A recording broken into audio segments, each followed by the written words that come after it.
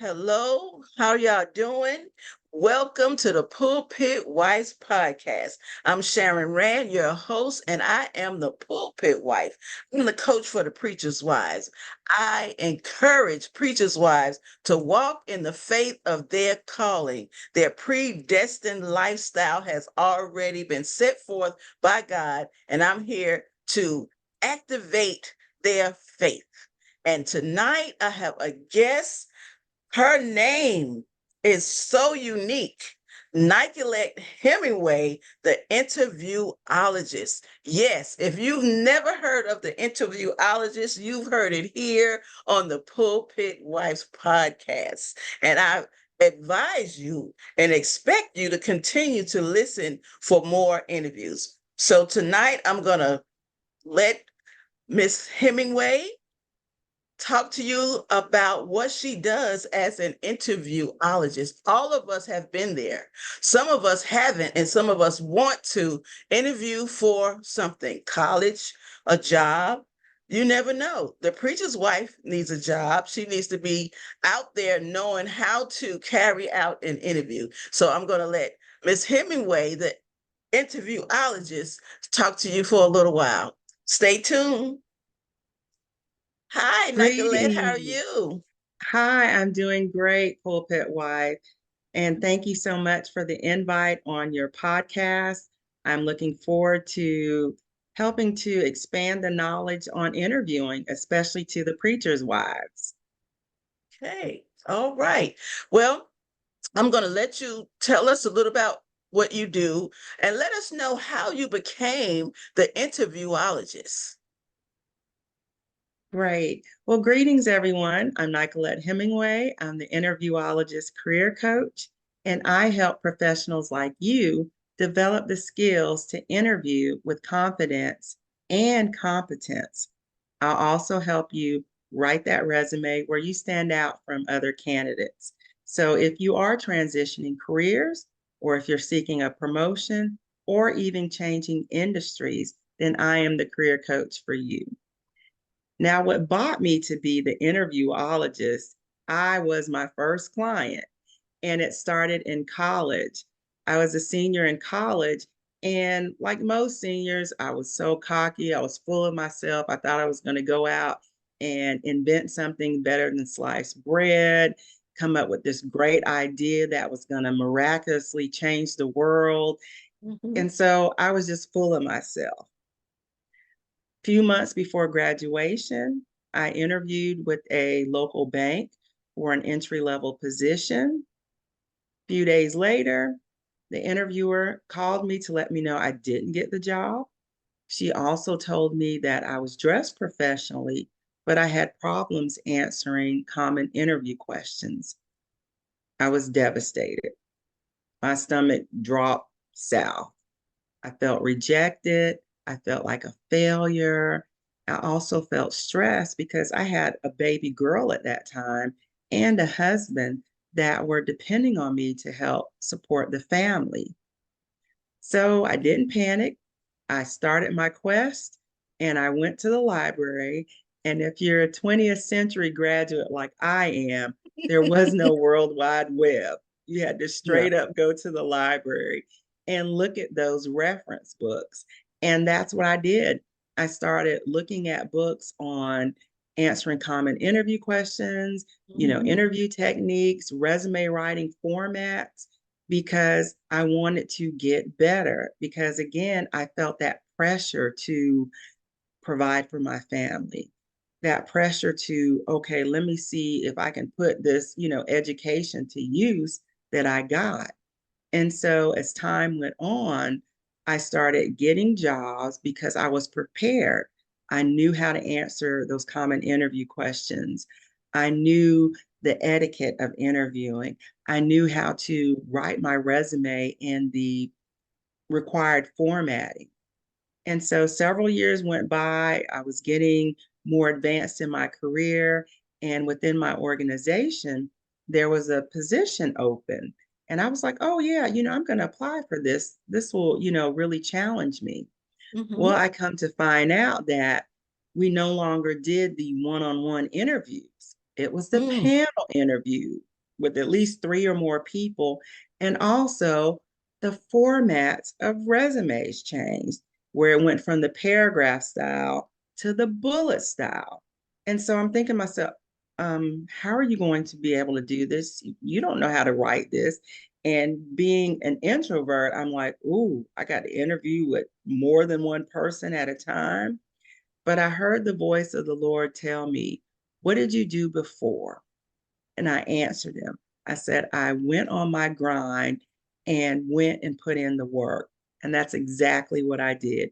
Went back to the library, started reading on how to interview with a panel, I read information about how to do your resume in bullet format. So, of course, these were still reference books and you couldn't check mhm. them out. So, I had to roll my quarters together and put money in the copier machine so I can make Mhm, copies of the pages I wanted. And also, my family was so great at being my panel in my mock interview. Now, if mhm. y'all have a family like mine, they brutally honest. They would tell me, Nicolette, sit up. Nicolette, don't look at the ceiling waiting for an answer to drop out of the sky. Mm, Nicolette, keep eye contact. Make sure you're not fidgeting. So all the, brutal honesty that they gave mhm. me made me more confident in how I interviewed. Make sure I didn't do those things that they saw in that mock interview. So if you have a Okay. family like mine, practice in front of them. They will definitely tell you what you are doing Definitely. wrong. But it's Mhm, also good practice because those same things that I was doing in a mock interview would have mhm. knocked me out of the running Oh, in yes. a regular interview. And Mhm. so people don't realize that there is interview etiquette. And so Yes. there are small things that you can do that you have no idea will put you out of the running because you Mhm. don't know the etiquette of interviewing. So Yes.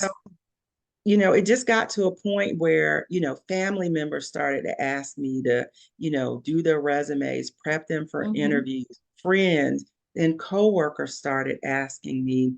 I remember one occasion when I worked in Phoenix and one of my colleagues came to my cube. Yes, I was in Cube City then. And she was like, Nicolette, Nicolette, go talk to so and so. The supervisor just yelled at her. So I went up Mm, to the young lady and I started talking to her. And she was telling me how the supervisor yelled at her, told her that she was incompetent. She didn't know how she got her job. She don't know what she's doing. Why is she even there? And no one should be in a position where you're being yelled at, you're being belittled, you're not valued.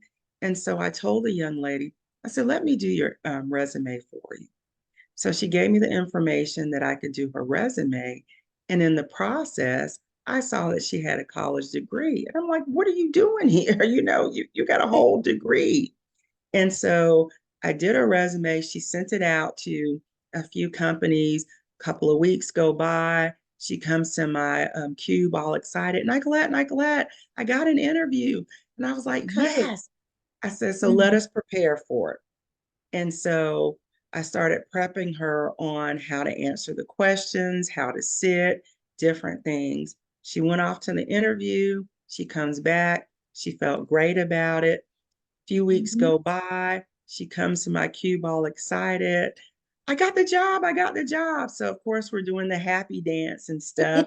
And women, we're excited. Our voices get higher. Yep. Yay. And so we're doing all that, celebrating.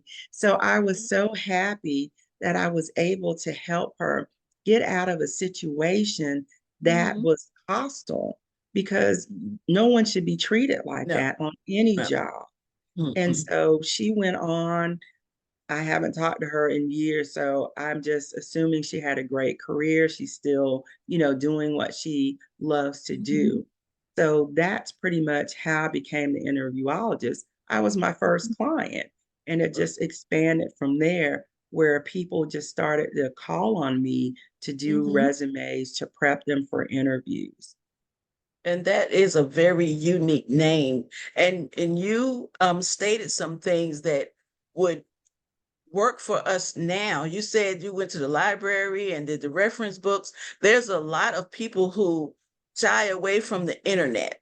They won't use the internet, and that's a source, a great source to find out information about other jobs. So, what would you suggest to someone who's just getting back out there, haven't had a job in a while, for them to search out jobs that fit their education, their background, or their personality? What would you suggest to someone who fears the internet? I suggest make the internet your friend.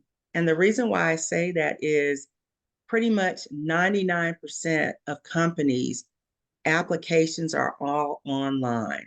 Gone are the days where you could go in and fill out an application. It's all electronic.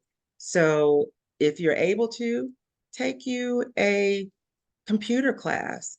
Some of them have like job search classes that you can take at your local community college or technical college.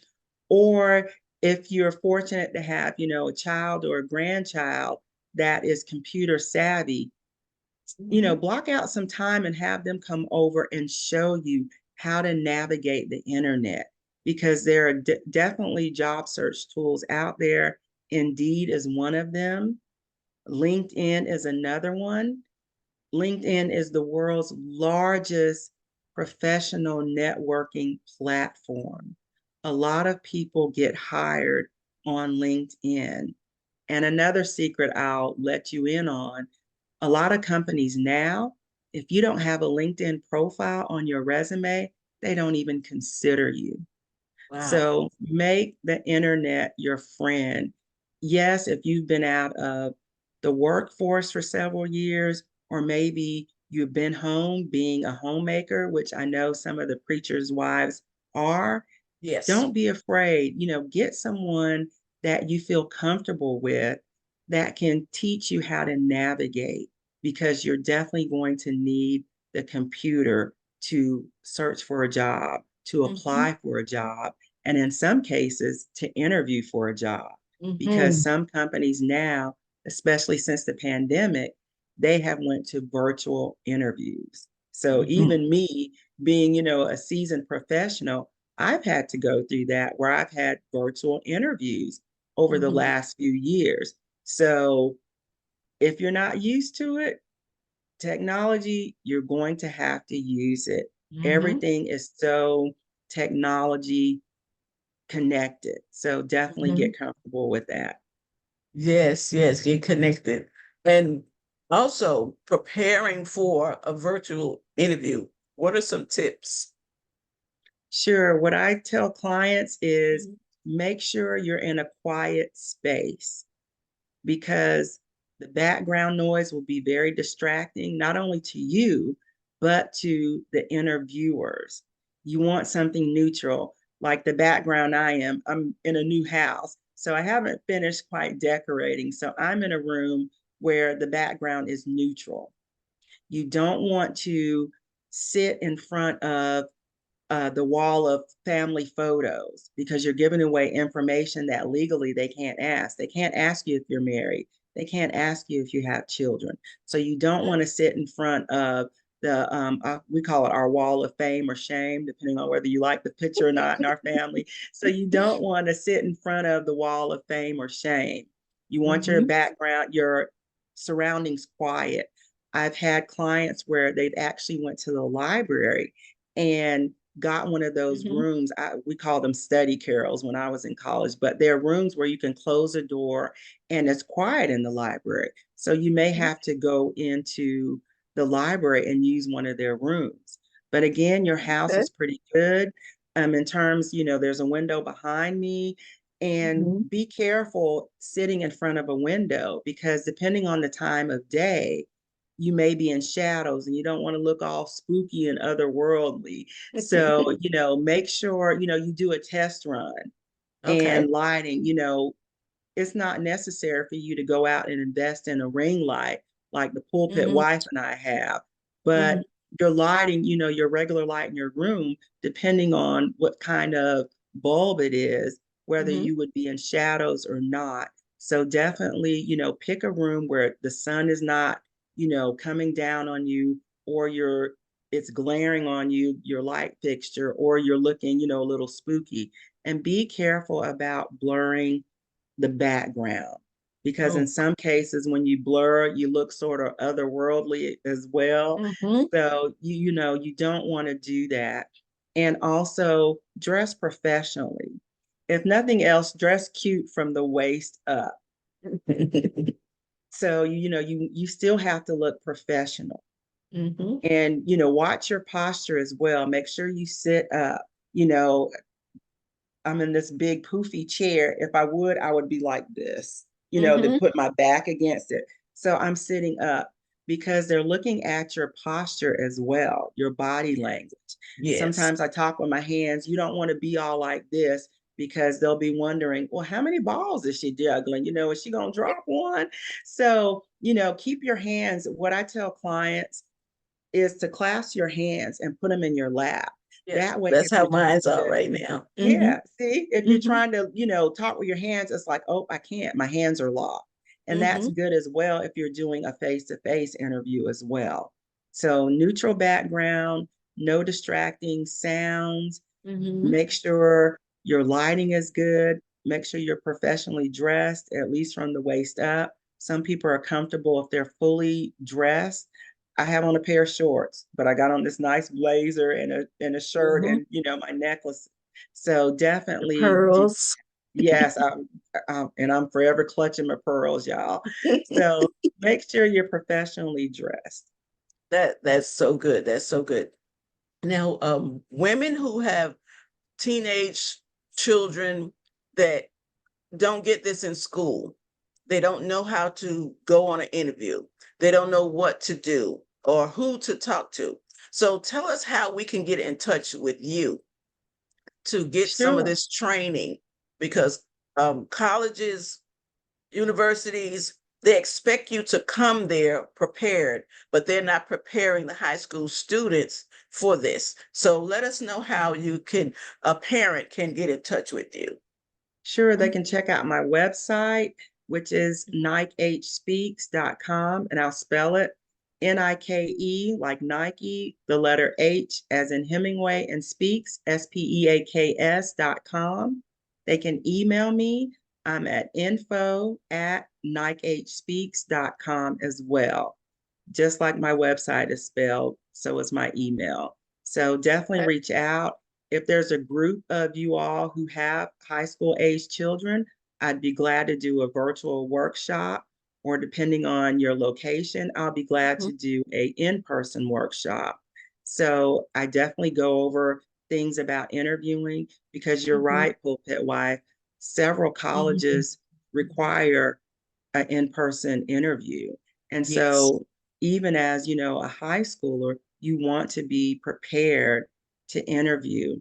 And I also put on these workshops because look, if you're looking for a summer job or even a internship, you want to be prepared because you want to stand out from the other candidates.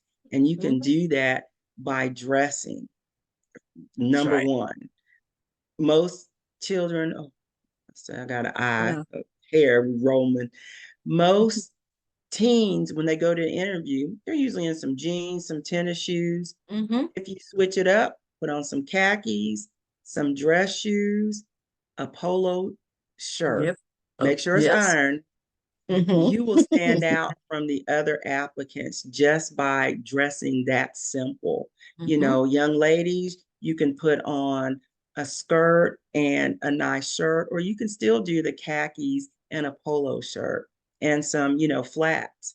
That will definitely distinguish you from the other applicants. Just that simple.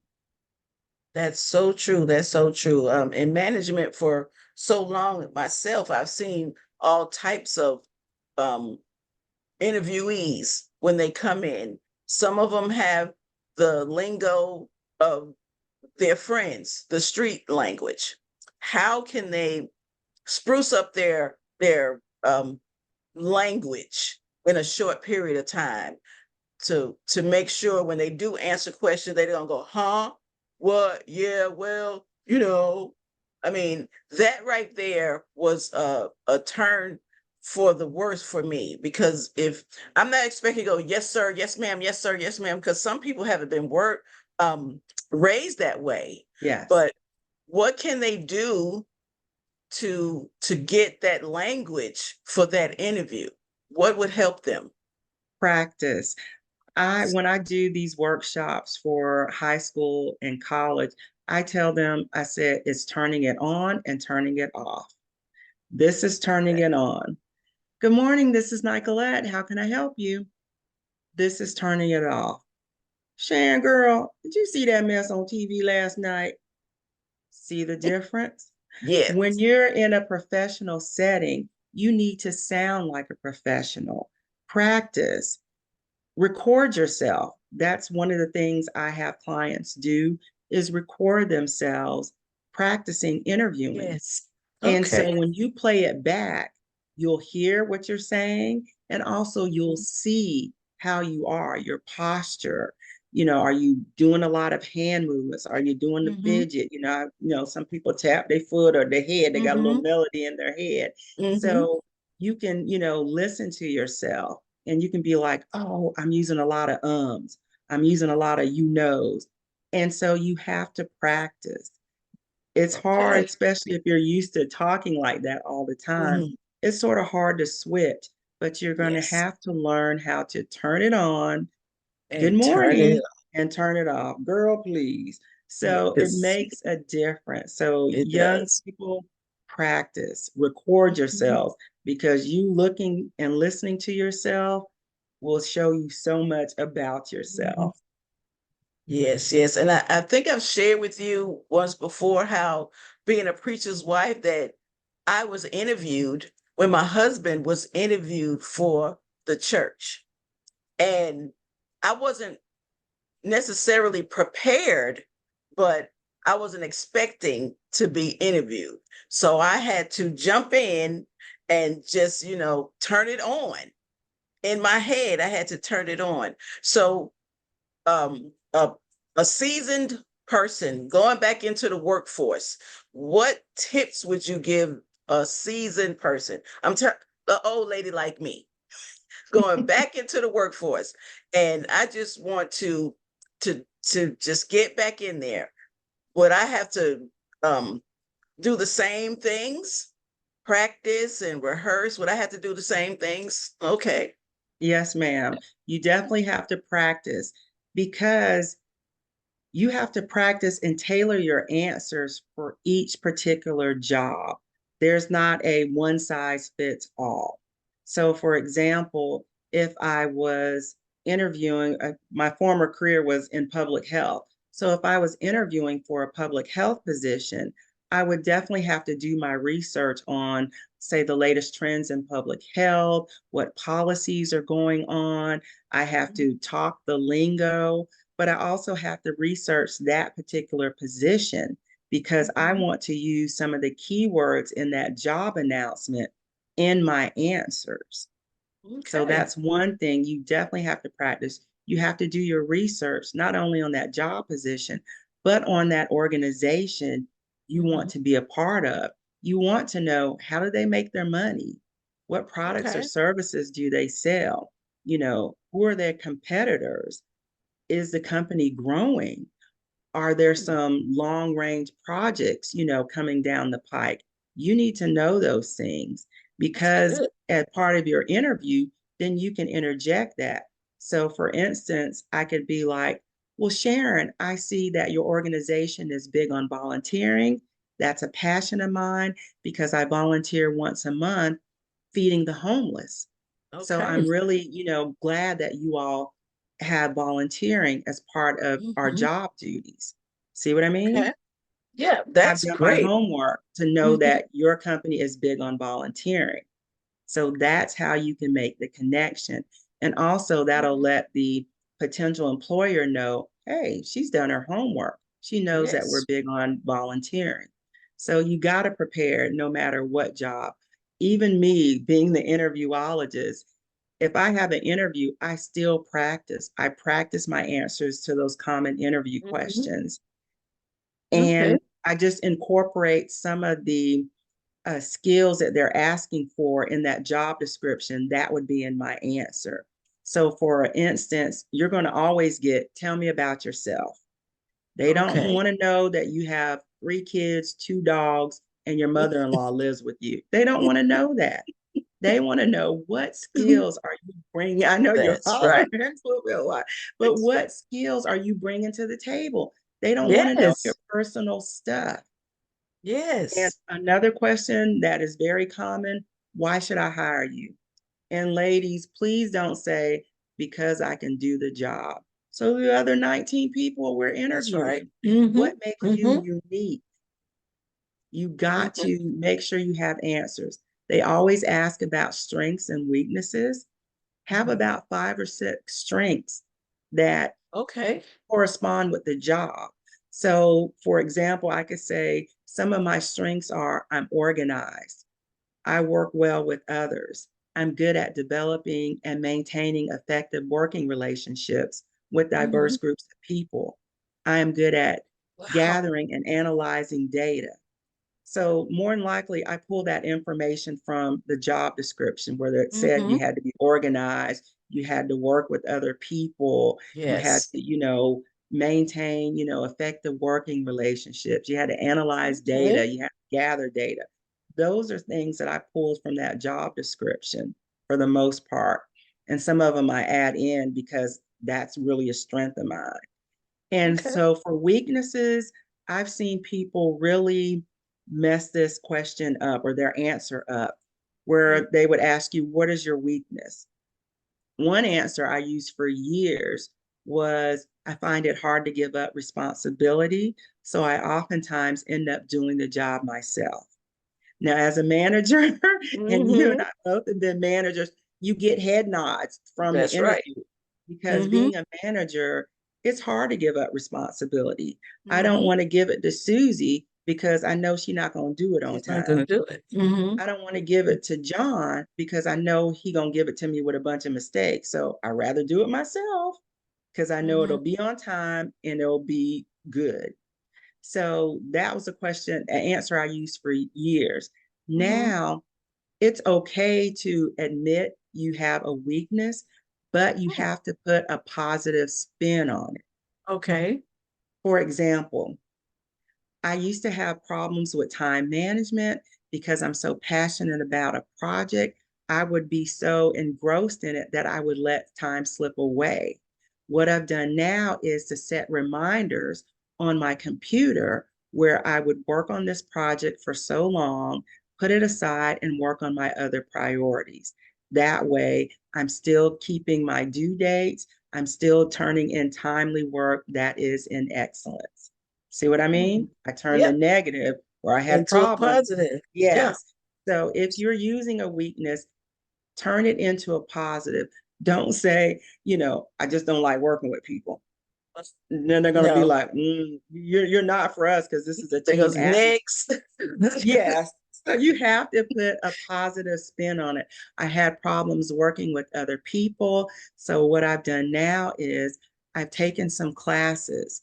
I've taken a creative writing class. I've taken a public speaking class because with those Okay. classes, I've had to work with other people. So that has taken me out of my shell of being an introvert, where I'm now able to communicate and collaborate with other people with ease. That's great. This is so good. This is great information that's universal, but people don't get to hear it. They assume that, oh, it's an interview. I know what to do. I know who I am. I know what they want. And so is it good to ask questions about um what what do you like in an employee? Could I ask a question like that? What type of employee are you looking for? Yes, I would suggest Mhm. rephrasing it. And I tell Okay. my clients, they laugh at me because I say, you better not leave that interview with asking at least 2 questions. And Okay. I say no more than 5. Okay. Because sometimes you may have interviews that are on a time limit. Mm-hmm. So if they are time limited, definitely ask those two questions. You can rephrase what you're saying. One of the things I like to ask is, what skills did you admire in the person who previously held this position? Oh, that sounds great. That sounds So great. that way, you Mm-hmm. would tell me exactly what skills you're looking for. And I always Mm-hmm. take a notebook. I wish I had one here. I always take a Mm-hmm. little notebook with me and a pen. I write down exactly what they're telling me because I write my Okay. answers, in my notebook. So I'm reading the Mm-hmm. answer, but I leave space where I write down exactly what they're telling me. Because Okay. on the end, when I'm sending my thank you email, I'm going to be reiterating these things to make myself, this is my last chance to toot my own horn. So I'm going to Yes. reiterate some of those things they told me in that interview. So you definitely want to ask. That's one of the questions I ask. Another question I always like to ask is, what is your leadership style? So Okay. for example, you can tell me, oh, I like to keep my hands in all the pots. Well, you're telling me that you're a micromanager. I may not want to work for you, Sharon, if you're always looking over my shoulder That's to right. see what I'm Mm-hmm. doing. Or you can say, hey, I'm a hands-off kind of manager. That's telling me that you like to delegate.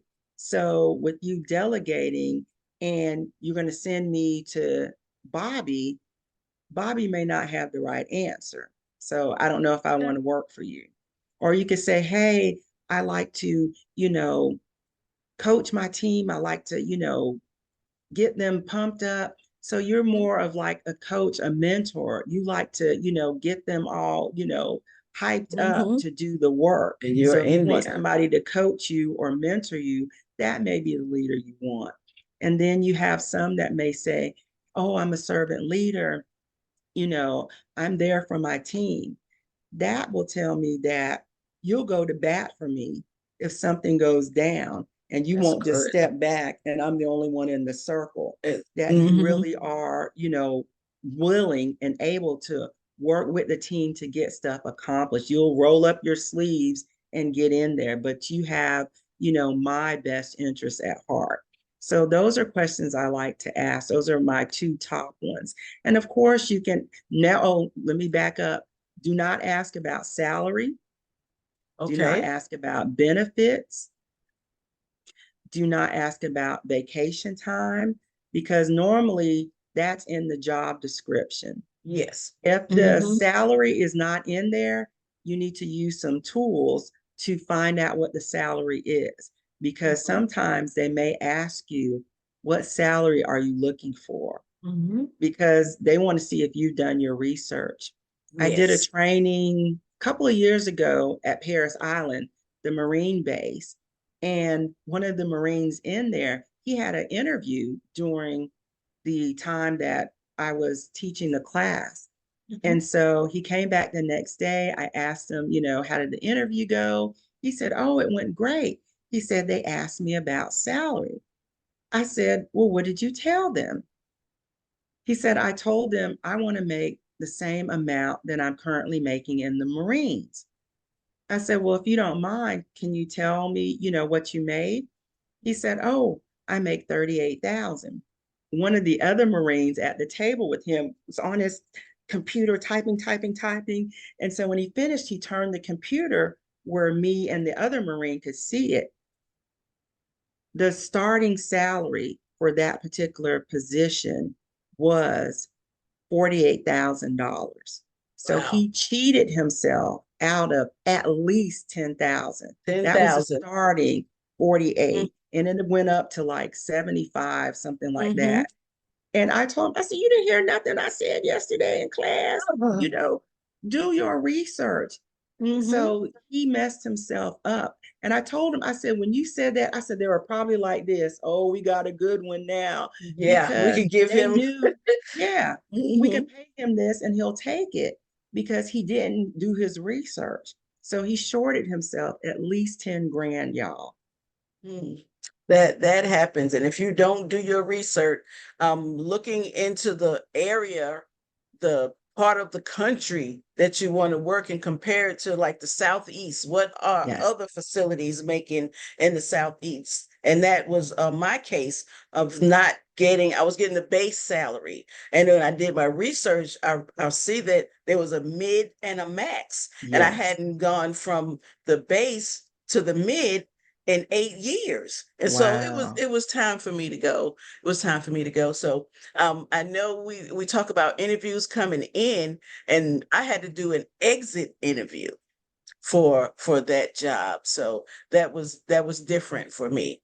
And you have some great points and some great tips that we can use for all ages, all jobs, and I appreciate it. And you got some other things going on too. You're also an author.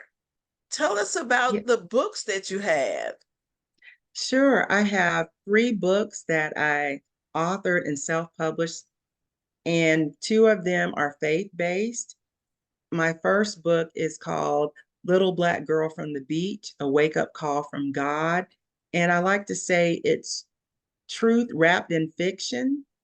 It's pretty much about my life. But of course, I had to change the names because you know folks will sue you. So Yeah. if you think it's you, it's not you, it's fiction. So, it chronicles the life of Denise or Nisi, the main character, and, things that she went through, as a child, teenager, an adult, and, how her life, took a spiral and how she had a wake up call from God in a hotel room. So, that's like my baby. I'm working on part 2 now. Another book that's faith based is called Love Letters from Jesus, a 30-day journey of love. And it's a devotional. And God has been talking to me over the years. How people say, "Oh, I was woke up at 3 or 4 o'clock in the morning." Mhm. That was true, and I would just That's write true. stuff down. I always keep a notebook, my nightstand, and I would just write stuff down. And so a few years ago, I started reading some of these things to friends, and they were like, "Nike, that's poetry." I was like, "Poetry? This is just stuff Jesus told me over the years." And Mhm. one friend suggested, you need to put this together in a book.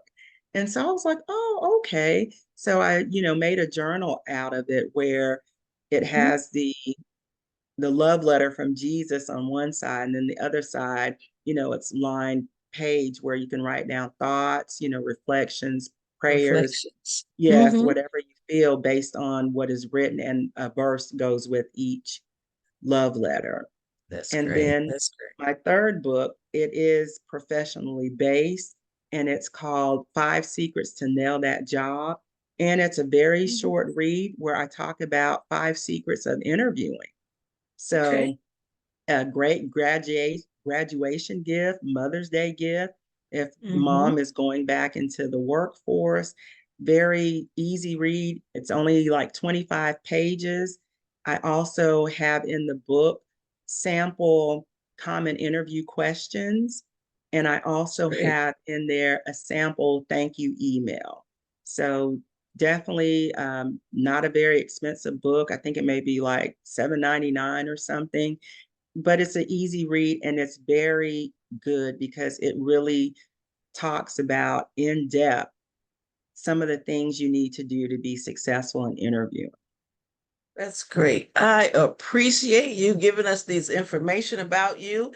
And before we leave, I want to thank everyone for listening to the Pulpit Wife podcast. And thank you again, the interviewologist, Nicholette Hemmingway, for being a guest on the podcast.